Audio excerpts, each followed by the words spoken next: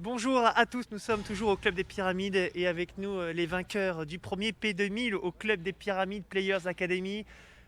Laura à ma droite, Elia à ma gauche. Les filles, bravo, une finale de dingue face aux championnes de France de paddle. Laura, excuse-moi, mais j'ai entendu à gauche, elle a envoyé des avions.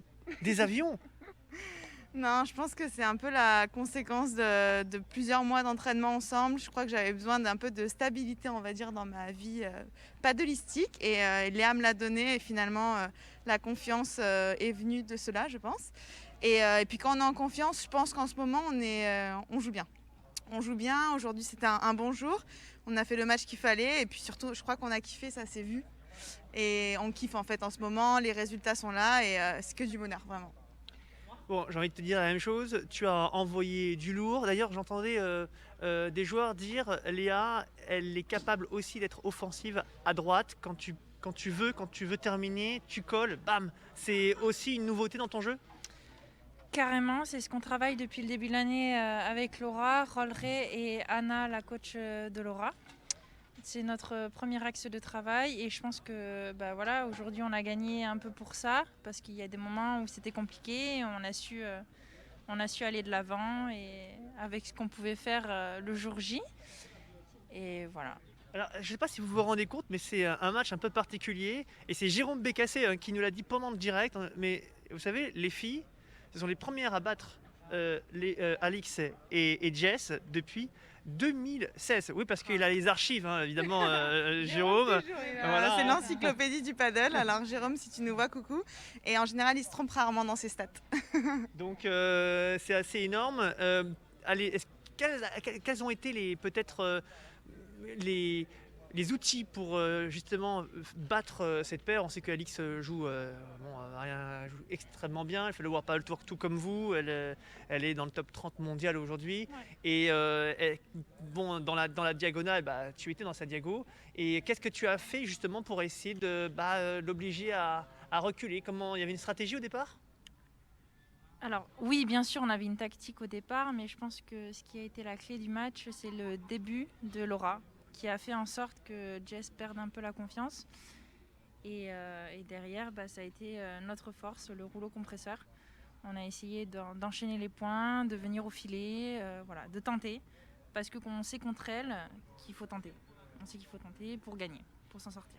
Est-ce que c'est pas aussi physiquement? On a vu peut-être Jess aller peut-être un peu accuser le coup à un moment donné, parce que effectivement vous avez joué régulièrement sur elle, et là où vous avez gagné aussi, c'est physiquement, non? Je pense que gagner Jess physiquement, c'est quand même compliqué, hein. Enfin, Ouais, c'est quand même une grande athlète. bien sûr. Je pense que c'était plus mentalement à la limite que physiquement, parce que D'accord. physiquement, je pense qu'elle peut continuer encore 7, 8, 7 sans problème. Après, voilà, je pense que notre force sur ce match, encore une fois, c'est d'avoir été une équipe, c'est-à-dire qu'on n'a jamais de doute quand la balle est au centre qui va y aller, enfin, qui y va, qui n'y va pas. Et je pense que ça a fait notre force, on se connaît par cœur. Et aujourd'hui, on s'est dit, qu'on joue bien ou mal, ce qu'on veut, c'est être profiter, être avec les jambes et une équipe. Et je pense que c'est ça qui nous a amené à la victoire aujourd'hui.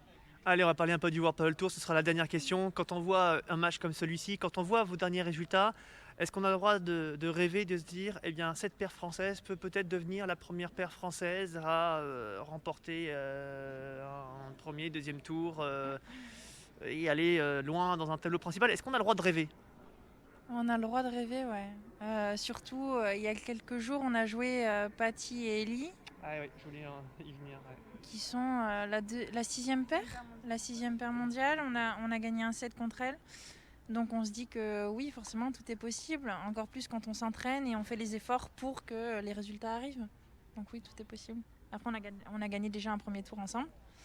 Le prochain objectif, je pense, c'est d'aller chercher un quart. Alors c'était contre Harry et Lugano, hein, que vous avez... Matriane et El Gouno, ouais, pardon, ouais, bon, ouais, bon, exactement, bon, un petit mélange, voilà, exactement, elles me pardonneront, je l'espère, j'espère qu'elles n'écouteront surtout pas, mais euh, c'est ça qui est dingue, ce premier set, ça fait beaucoup parler. Ce premier set que vous avez remporté hein, face au top. D'ailleurs, je crois que c'est top 5 mondial. Je crois qu'elles sont toutes les deux 10, hein, il me semble. Hein. 10 ou 11. Et qu'est-ce qui s'est passé dans ce premier set? C'est là où vous vous êtes dit peut-être, tiens, on peut peut-être taquiner les meilleures joueuses du monde?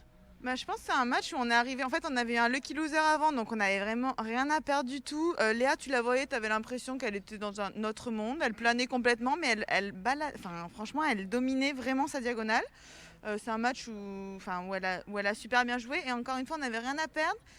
Et on n'avait pas les meilleures sensations du monde, mais je pense qu'on a créé la surprise, elle s'y attendait pas. Et vraiment, elles nous ont félicité à plusieurs reprises après. Je pense que c'est assez représentatif de notre cohésion en ce moment et puis de notre confiance. Voilà, on espère qu'il y aura d'autres petits résultats sympas comme ça, quoi. Bon, eh bien, les filles, merci beaucoup, encore bravo pour cette victoire. Et puis, bonne chance pour la suite, hein, parce qu'on sait qu'il y a du pain sur la planche. On voulait remercier quand même JT qui nous a coachés sur ce match, Oui, JT, qui a été vraiment cool. Jorge qui a vécu ça, qui transpirait sur sa chaise là dehors aussi. Nos entraîneurs physiques et paddle, moi, Anna et Jorge. Et Léa, je te laisse remercier de ton côté. Il y a l'académie aussi de JT, il me semble. Bien sûr, la Jet Academy, celle du Big Paddle, avec Thomas et Dorian, qui sont des grands amis. Voilà. Les fameux. Oui, les fameux Dodo et Toto, à qui je fais un gros bisou et j'espère les voir à Toulouse. Et voilà, il y a tous nos supporters qui étaient là aujourd'hui.